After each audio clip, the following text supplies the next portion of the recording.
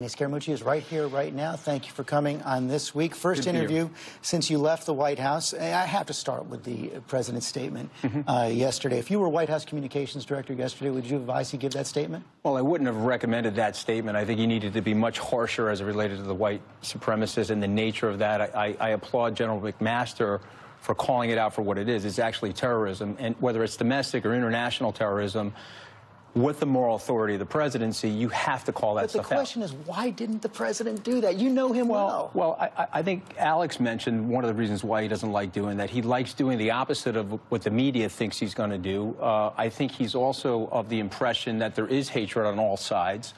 But I disagree with it. And so, but here's the thing. Whether I was the White House Communications Director or not, I don't think you're going to change the president. The president's going to do what he wants to do, how he wants to do it. But I think it's important for the people around him, George, to give them direct advice, to be blunt with him. I think he respects bluntness and he respects candor. And I certainly would have never suggested him doing that. But is there anyone in the White House right now who says, boy, you just made a real mistake there? I think people are probably reluctant to tell him the truth. Maybe Ivanka would do that. You saw her tweet this morning. Maybe Jared would do that.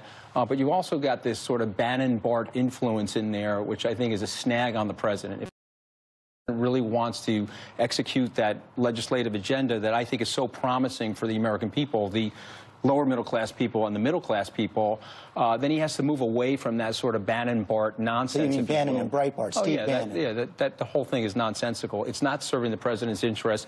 He's got to move more into the mainstream. He's got to be more into where the moderates are and the independents are, George, that love the president. And so if he does that, he'll have a very successful legislative agenda that he'll be able to execute.